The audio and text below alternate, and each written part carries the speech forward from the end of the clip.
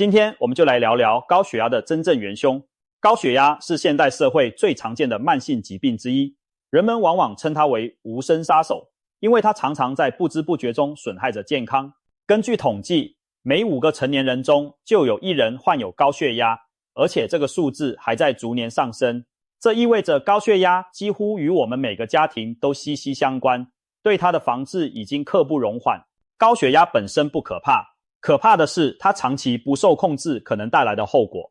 高血压会让血管壁长期承受高压，容易导致动脉粥样硬化，进而引发中风、心脏病、肾衰竭等严重疾病。每年由高血压相关的心脑血管事件夺去无数生命。说到控制血压，大家首先想到的建议往往是少吃盐。的确，长期以来，盐被视为高血压的头号大敌。吃太多盐为什么会导致血压升高呢？简单来说，盐里的钠离子会让血液中渗透压增加，身体为了平衡浓度，就会留住更多水分在血管里。血管里的水多了，血液总量上升，压力自然就跟着增高。世界卫生组织和各国营养指南一直强调，控制盐的摄入对预防高血压非常重要。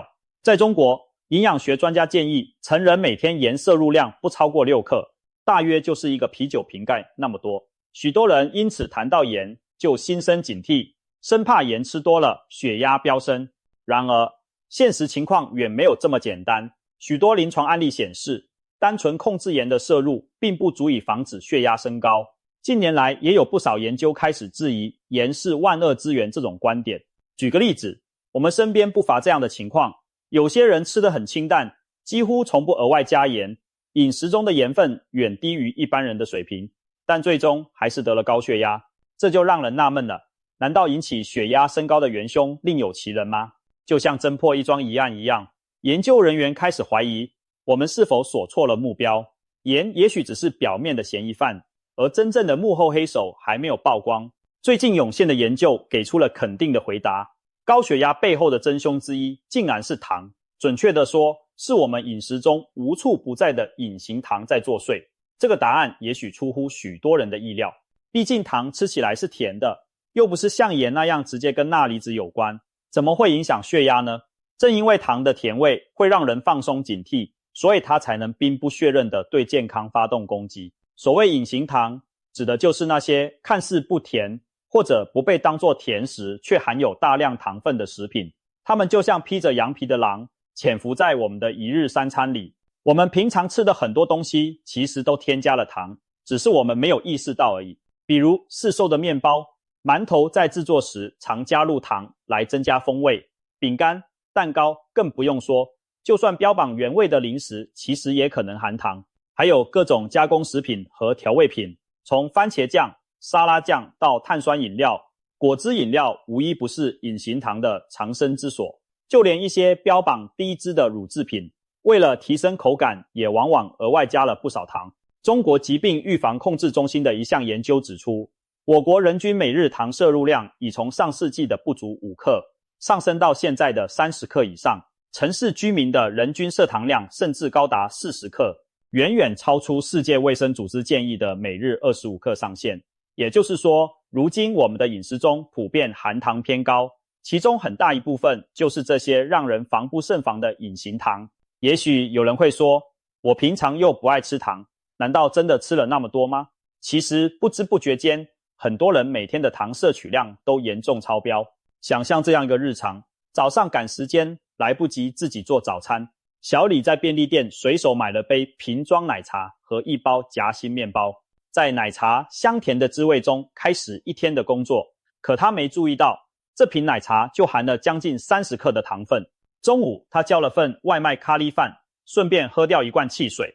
这顿饭的糖和淀粉更是爆棚，下午容易犯困。他又买了杯手摇奶茶提神，糖浆、珍珠再加奶油顶，甜滋滋的喝下肚。晚上回家觉得辛苦了一天，要好好犒劳自己，就吃了几块巧克力饼干当宵夜。像小李这样的日子也许再普通不过，但细算一下，他这一天至少摄入了上百克的糖分。长此以往，血压升高几乎是一种必然的结果。正所谓管不住嘴，迟早会血压失控。隐形糖无孔不入。而更麻烦的是，我们往往对它缺乏抵抗力。人类天生喜欢甜味，这可以追溯到进化历程。远古时代，甜味通常代表着安全且高热量的食物，比如成熟的水果或蜂蜜。因此，我们的大脑对甜味有着天然的偏好。吃到甜的东西时，脑中会释放多巴胺等让人愉快的化学物质，我们会感到满足和快乐。现代科学研究发现，糖带来的奖励效应和某些成瘾物质的机制有相似之处，难怪很多人笑称自己一吃到甜食就停不下来，甚至半开玩笑地说自己是甜食控。食品工业正是利用了我们对甜味的这种喜爱，想方设法在各种食品中添加糖分来增强口感，刺激食欲。结果就是我们每天可能在毫无戒心的情况下摄入远超所需的糖分，而且乐在其中。和吃盐过多容易觉得口渴、血压上升不同，糖吃多了短时间内不会有明显不适，这更让人不易察觉其危害。值得庆幸的是，对于糖的危害，各国已开始采取行动。世界卫生组织在近年建议将成人每日添加糖摄入量控制在总热量的 5% 以内，大约不超过25克。一些国家更是推行了含糖饮料税等措施，目的就是减少民众对高糖食物饮料的摄取。例如墨西哥、英国在对含糖饮料征税后，碳酸饮料的销量都下降了不少。这些举措从侧面证明，控制糖分摄入已经成为全球共识，也是守护心血管健康的重要一步。也许有人会问，糖吃多了容易发胖、长蛀牙，这点大家都知道。可是糖和高血压有什么关系呢？在这里所说的糖，不仅指甜味的糖，也包括各种精致碳水化合物，像白米饭、白面包、精致面条这些淀粉类食物，吃下去后很快就会转化成葡萄糖，被人体吸收，同样会造成血糖和胰岛素的大幅波动。因此，我们不仅要少喝含糖饮料，少吃甜点蛋糕，那些过于精白的主食和零食也应该适当节制。其实，高糖饮食对血压的影响一点也不比盐少，它主要通过以下几个方面来偷袭我们的血管。第一，糖分摄入过多会导致胰岛素大量分泌。胰岛素是人体用来降低血糖的激素，但它还有其他副作用。胰岛素水准长期过高会影响血管的正常调节功能，让血管壁变得又厚又硬，弹性变差，血压因此升高。不仅如此，胰岛素过多还会促使肾脏的小管过度重吸收钠离子，导致体内累积过多的钠，进一步推高血压。换句话说，如果一个人长期摄入大量糖分，他的胰岛素可能一直居高不下，时间一长，血管和肾脏都会受到影响，血压自然容易上升。第二，糖吃太多会让人发胖，过多的糖分在体内转化为脂肪，让体重直线上升。肥胖本身就是引发高血压的重要因素之一。据统计，超重或肥胖的人群，高血压的发病率远远高于体重正常的人。这很好理解，当体重增加，心脏需要为更庞大的身体供血，血管承受的负担也更重，所以血压往往随体重上升而升高。很多高血压患者同时也是体型偏胖，就是这个道理。因此，控制体重对预防高血压至关重要，而少吃糖正是控制体重的关键一步。第三，过量的糖会扰乱体内钠和钾的平衡。钾是一种有益于心血管健康的矿物质，能帮助排出体内多余的钠来稳定血压。但高糖饮食往往意味着大量摄入精致食品，而蔬菜、水果等富含钾的食物吃得少。这种情况下，体内容易出现高钠低钾的不良状态。失去钾的平衡作用后，钠对血压的影响会被放大，更容易引起血压上升。第四，过多的糖分摄取还可能导致尿酸升高，尤其是富含果糖的糖类，例如高果糖玉米糖浆，在人体代谢时会产生大量尿酸。尿酸过高会损伤血管的内皮细胞，降低血管扩张能力，长期下来也容易诱发或加重高血压。这也是为什么爱喝含糖饮料的人往往伴随高尿酸甚至痛风问题，这些都是高糖饮食埋下的健康隐患。听起来有点抽象吗？我们来看看现实中的案例，或许更能说明问题。广州的刘阿姨今年55岁，退休后非常注重养生，她在饮食上可谓煞费苦心。多年来几乎是清汤寡水，坚持少油少盐。每天早餐他只吃一片全麦面包，配一杯低脂牛奶。午餐和晚餐也大都是清蒸水煮的菜色，炒菜几乎不另外加盐。有时他渴了会喝点果汁，而且专门挑选标示无添加糖的纯果汁。按理说，像他这样饮食清淡的人，怎么也不应该得高血压。但现实给了他一记警钟。就在去年一次体检时，刘阿姨居然被查出血压高达收缩压165毫米汞柱，舒张压95毫米汞柱。看到这个结果，她简直不敢相信自己的眼睛。自己明明盐几乎都戒了，血压为什么还飙那么高？她又气又疑惑，觉得自己这几年几乎把盐戒掉了，为什么身体还是不争气？家人曾笑她饭菜淡得跟白开水一样，她也坚信只要严格少盐就能避开高血压。可现在这高高的血压毒素无疑给了她沉重的一击。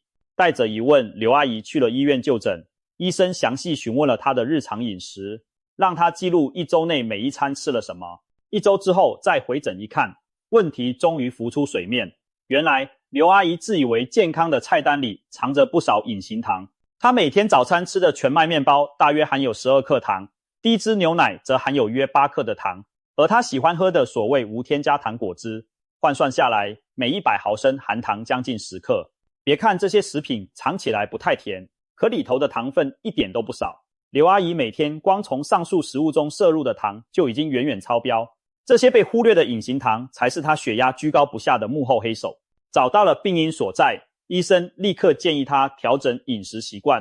首先，减少一切加工食品和含糖饮料，多用天然未经加工的食材代替。于是刘阿姨把早餐换成了无糖的原味燕麦片，牛奶改喝无添加糖的优酪乳，解渴时就直接吃新鲜水果而不再喝果汁。做菜时她还是保持低盐，但更重要的是杜绝多余的糖分摄入。就这样调整了3个月后，她再次量血压，发现已经降回了120/80左右的正常水平。这个结果让刘阿姨既高兴又感慨，原来导致自己血压升高的罪魁祸首，竟然一直是那些自以为健康的食物里暗藏的糖分。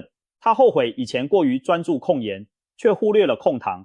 经过这次教训，现在她逢人就提醒，控制血压千万别只盯着盐，糖更是不能放纵。隐形糖对血压的影响并非只有中老年人才会中招。再来看看另一个例子，小张今年25岁，体重一度高达125公斤，别人戏称他年纪轻轻就有了将军肚。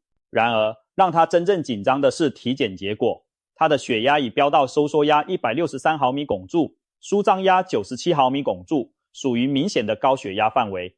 25岁就高血压可不是闹着玩的，如果放任不管，未来罹患心脏病、中风等严重后果的风险会大大提高。所幸小张遇到了一位注重营养与代谢调控的医生，检查发现小张的空腹血糖有些偏高，而且胰岛素阻抗指数达到 5.8， 正常值约在2左右，可见他的胰岛素代谢已经出现明显问题。简单说，胰岛素阻抗就是身体对胰岛素不灵了，需要分泌更多胰岛素才能控制血糖。胰岛素长期过高不仅导致肥胖，还会推升血压。了解到这些情况后，医生和小张制定了一个以生活方式改变为主的方案，严格控制碳水化合物摄入，重点减少精致淀粉和各种添加糖。换句话说，就是管住嘴，主食适当减量，不喝含糖饮料，不吃甜食和油炸零食。刚开始时，小张也担心自己能否做到，毕竟过去他最爱的就是可乐配薯片，奶茶配炸鸡。但为了摆脱高血压，他下定决心试一试。头几周确实很难，他经常感觉嘴里淡而无味，好在咬紧牙关撑了下来。几周后，小张发现自己的体重开始明显下降，整个人也觉得比以前有精神了，这让他大受鼓舞，更加严格的按照低碳饮食要求去执行。大约5个月过去，他成功减重将近20公斤。在去医院复查时，胰岛素阻抗指数也从 5.8 降到了 1.7， 恢复到正常水准。他的血压呢？一量之下发现，哇，已经降到收缩压120多，舒张压80多，完全回到正常值了。这样的结果连医生都感到惊喜。医生笑着对小张说，他现在的血压读数比医生自己还好，完全看不出曾经是个高血压患者。短短几个月，小张就甩掉了高血压患者的帽子，也不用再每天担心吃药和副作用。他真切体会到，原来改变饮食习惯对健康的作用这么大。过去以为离不开的那些高糖食物，其实不吃也罢。现在他整个人气色焕然一新，不但血压正常，其他代谢指标也大有改善。从上述2个案例可以看到，隐形糖对血压的影响不容小觑。不论老年人还是年轻人，只要长期高糖饮食，都可能遭遇类似的问题。刘阿姨和小张只是千千万万高血压患者中的2个缩影，他们的经历提醒了我们一件事：高血压的幕后黑手很可能就是我们日常饮食中过量的糖和精致碳水。也许你会想，这只是个别情况吗？其实并不是。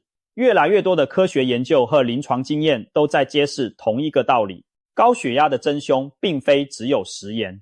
有趣的是，一些传统生活方式的族群中，高血压并不像现代城市中这么普遍，他们很少摄入精制糖，虽然饮食中盐分不低，但心血管仍然保持相对健康。相比之下，在糖消费量大的现代社会，高血压、肥胖、糖尿病等所谓的文明病却同时大幅增加。这些对比进一步印证了糖才是埋伏在现代人健康中的大问题。事实上，早在几十年前，就有专家怀疑糖可能是导致心血管疾病和高血压的元凶之一，只是当时大众和学界的注意力更多集中在盐和脂肪上，糖的问题没有受到足够重视。许多食品厂商在降低盐和脂肪含量时，反而增加了糖来保持食物的美味，导致人们无形中吃下更多糖分。这些年来，高糖饮食造成的肥胖和代谢病大幅增加，高血压也变得更加难以控制。到了最近10多年，大量研究陆续发表，糖与高血压关系的证据越来越多。2016年，一项发表在国际权威医学期刊上的大型研究，分析了多国数万名受试者的数据，结果发现，对已有高血压的人而言，钠盐摄取过多确实会提高心血管疾病和死亡的风险，但在血压正常的人群中，吃盐多寡与心血管风险没有明显相关。同时，那项研究还意外地发现，不管有没有高血压，钠摄入过低的人死亡率反而更高。这听上去有些颠覆传统，它告诉我们盐对血压的影响有一个度，太多固然不好，但也不能一味越少越好。对高血压患者来说，盐的摄取应该控制在适当范围内，而不是越低越好。毕竟钠是人体必须的电解质之一，如果完全不碰盐，同样会引发健康问题。那是不是说盐就无辜了呢？倒也不是，盐吃太多仍然有害，只是它并非唯一的罪魁祸首。现在有越来越多专家把目光投向了胰岛素和糖。2018年有研究指出，胰岛素这种激素在高浓度时会促使肾脏保留更多钠，让钠滞留体内，从而引起血压升高。这从机理上解释了高糖饮食如何间接加剧了高血压。如果一个人每天吃很多甜食和精白米面，让胰岛素长期处于高峰状态，那么他的身体就会倾向于锁住更多的钠，最终表现出来的就是血压比别人高。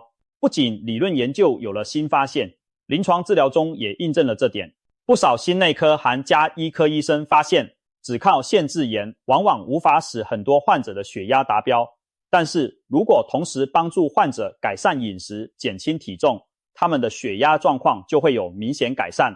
有医师分享过这样一组数据，如果让患者每天少吃4到6克盐，平均收缩压只能下降约2到7毫米汞柱。换言之，费很大力气限盐，血压也许只降一点点。而在门诊中更常见的情况是，很多人连4克盐都难减掉，因为一不小心外食或者吃点零食就超标了。相比之下，如果指导患者降低碳水化合物和糖分摄入，配合运动减肥，往往可以看到血压显著下降。不少患者在采取低糖低淀粉饮食后，仅仅几周就开始发现血压有下降的趋势。长期坚持数月下来，他们的收缩压、舒张压常常双双回到正常范围，甚至连同原本偏高的血糖、血脂也一起好转。有些患者甚至减药或停药，这让越来越多医生认识到，治疗高血压必须和治疗肥胖、糖代谢异常结合在一起，不能再孤立的只盯着盐和血压计。要知道，肥胖、高血压、高血糖常常被称作三高，其实它们往往如影随形，共同构成了危害健康的代谢症候群。换句话说，它们是一个团伙，必须一起对付。通过减少糖分摄入，改善胰岛素抵抗，我们有机会同时改善血压、体重和血糖，一石三鸟。听到这里，你可能会想，既然糖对血压影响这么大，我们该怎么办呢？难道真的要从此和甜食绝缘吗？医生们的建议是，尽量少吃高糖的食物与饮料，能不吃就不吃，能少吃就少吃。尤其是已经被诊断高血压，或者有肥胖、糖尿病前期等问题的人，更要对含糖丰富的食品敬而远之。其实也并非要求大家从此对甜食完全绝缘，而是尽量不要主动摄入过多糖分，偶尔少量解馋是可以的，但一定要控制频率和分量。比如，与其每天都喝含糖饮料，不如改成一周只享用1-2次，把它当作偶尔的奖励。对于已经有高血压或糖代谢问题的人，更应当严格遵守低糖饮食的原则。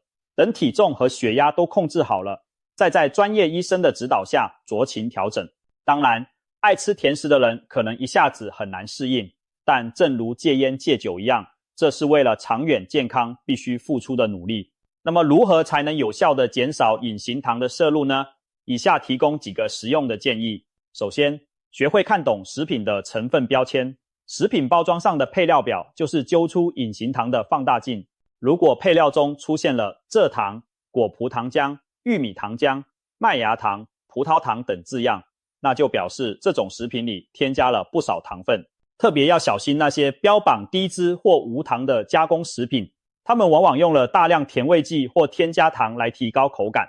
我们一定要提高警惕，别被包装上花俏的宣传给迷惑了。第二，多选择天然新鲜的食材，少吃高度加工的食品，把饮食的重心放回到新鲜食物上，减少吃包装零食和速食食品的频率。举个例子，早餐可以用没有添加糖的原味燕麦片代替含糖谷物麦片，用一根香蕉或一个苹果代替一杯果汁。新鲜水果虽然也含有果糖，但同时富含纤维，可以减缓糖分吸收，而且你不太可能一次吃下5-6个水果，但喝果汁却很容易一下子摄入大量糖分。总之，尽量自己准备食物，用原型食材来丰富餐桌，自然就避开了许多隐形糖。第三，控制含糖饮料的摄取。各种甜饮料可以说是隐形糖的大本营。一罐330毫升的汽水大约含有35克糖，等于7小时的糖。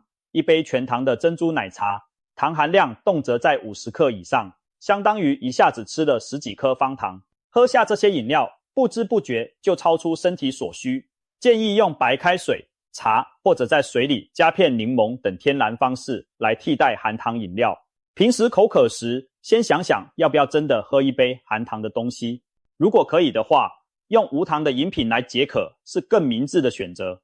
第四，尽量自己下厨，注意调味料中的糖分。许多人不知道，常见的酱料比如番茄酱、沙拉酱，甚至某些酱油，其实都含有不少糖。如果习惯在菜里放很多现成的酱汁，就可能无形中吃下过量的糖。建议做菜时多用天然香料和食材本身的味道来调味，减少对甜口酱料的依赖。如果需要使用，也尽量选择无糖或低糖的调味品。自己做饭还有额外的好处，就是可以顺便监控整体用盐、用油的量，吃得更安心。最后，培养良好的生活习惯，全方位降低血压风险。饮食控制只是预防和改善高血压的一部分，我们还需要保持规律运动，维持健康体重，戒烟限酒，充足睡眠和减轻精神压力等综合措施。比如，规律的有氧运动可以提高胰岛素的敏感性，帮助身体更有效利用血糖。体重减轻后，心脏负担变小，血压也更容易控制。只要把这些习惯坚持下去，再配合合理的饮食，我们的血压将得到更加全面的保护。医生们常说，药物治标，生活方式治本。高血压并不可怕，可怕的是我们对它掉以轻心或抱着错误的认知。过去大家一提到高血压就只想到控盐，却忽略了糖在暗中作乱。现在高血压的隐形元凶已经被揪出，我们是时候采取行动了。要真正战胜高血压，除了按时监测和遵医嘱服药，更重要的是从日常生活上下功夫。想象一下，如果我们从今天开始少喝一杯含糖的饮料，少吃一块蛋糕，也许再过几周，你量血压时就会惊喜地发现数值下降了一点点。日积月累，那一点点差距就可能决定你能否把血压维持在正常范围。当你尝到身体变健康的甜头时，你一定会庆幸自己当初做出了明智的改变。健康是一辈子的功课，我们从现在开始就要管住嘴，迈开腿，和隐形糖说再见，向更健康的生活方式靠拢，别让甜蜜的诱惑继续无声地伤害你的血管。总而言之，控制血压并非只能依赖药物，每个人都可以通过调整饮食和生活方式来掌握主动权。如今的研究揭示了糖这个隐蔽的敌人，这其实也是一个机会，因为改变饮食习惯远比改变基因容易。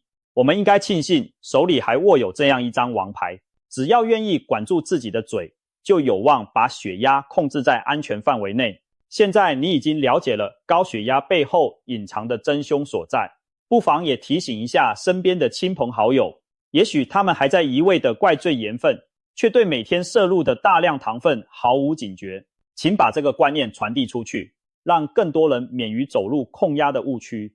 大家一起行动起来，才能更有效地对抗这个威胁千万人的健康杀手。今天就开始行动吧，为了自己和家人的未来，把高血压的隐患拒之门外。